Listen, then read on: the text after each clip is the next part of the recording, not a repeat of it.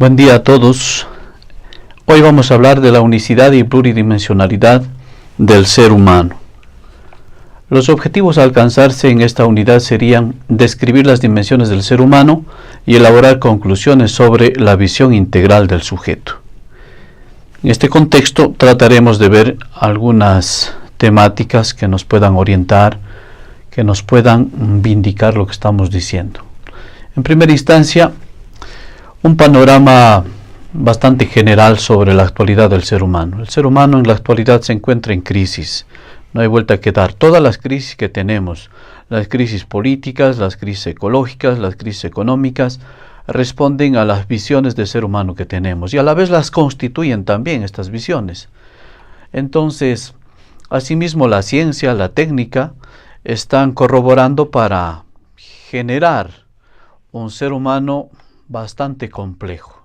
Así podemos hablar ciertamente del Homo cyborg, podemos hablar también de lo transhumano, lo poshumano, que tiene que ver con lo que la ciencia, la técnica hace respecto del ser humano, casi convirtiéndolo en objeto de utilización, en objeto de ensayo.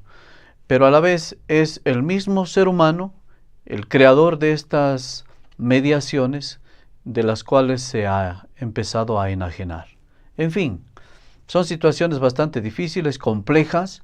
No es lo único que se puede decir, se podría decir mucho más visiones acerca de esto, muchas más apreciaciones, pero por ahora quedamos así nomás, asumiéndolo como la complejidad del ser humano en la actualidad. El otro tema que queremos ver es la unicidad y pluridimensionalidad de este sujeto. De hecho, el ser humano es único. No se puede hablar de razas. Las razas, ya sabemos, es un invento occidental para vindicarse como poder, como centro de decisiones antropológicas, políticas, económicas, culturales, etc.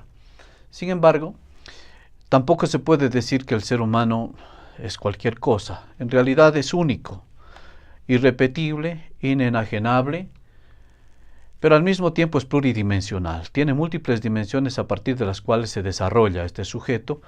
Y aquí quiero plantear que este desarrollo es en el contexto o en el marco de la historicidad.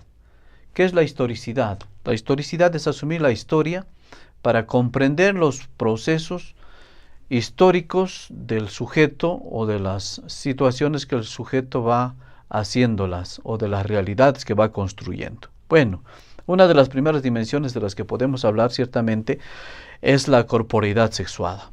Todo ser humano por naturaleza es un ser corpóreo y su corporeidad está definida como la de ser varón o mujer. Y sobre esta visión biológica es que se ha ido construyendo también lo que es lo femenino y lo masculino.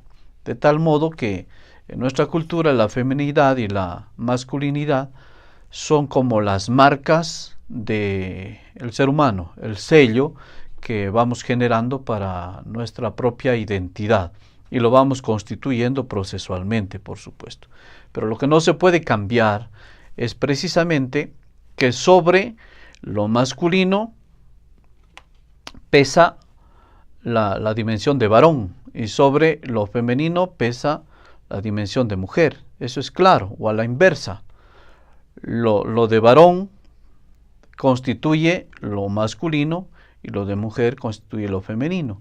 Por supuesto que hay debates y discursos sobre esto del género.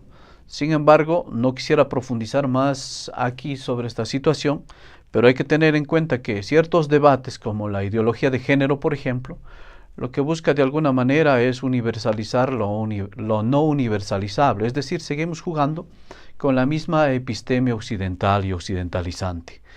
Lo importante es que comprendamos que hay pluralidad. El ser humano como masculino y femenino se realiza en las relaciones consigo mismo, con los otros seres humanos, con la naturaleza y con el trascendente, con Dios. En fin, otra de las dimensiones del ser humano es la psicoafectividad.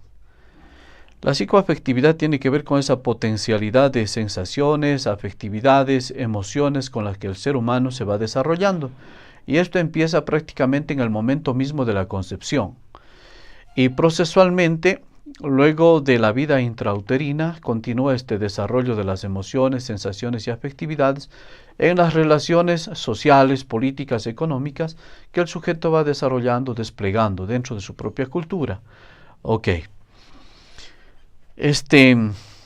También podremos hablar de otra de las dimensiones, la dimensión sociocultural. El ser humano es un animal social y en la sociedad, por supuesto, va constituyendo también hábitos, costumbres que finalmente devienen en cultura.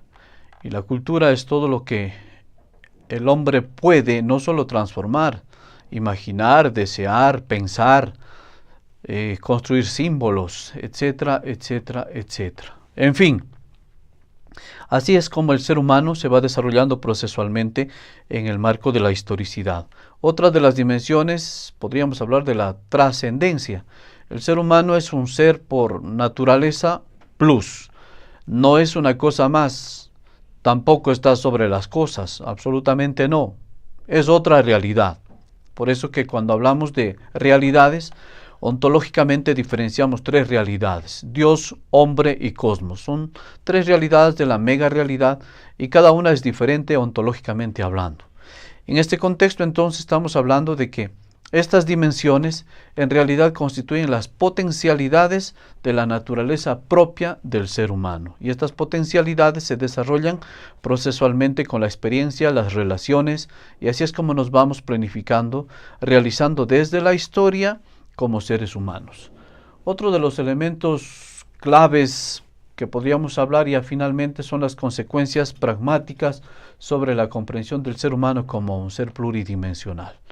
Desde esta perspectiva entonces, si bien el ser humano es único, irrepetible e inenajenable en sí mismo, es difícil que podamos entonces hablar ya totalitariamente de un único ser humano en la historia desplegándose como si fuese un ser absoluto.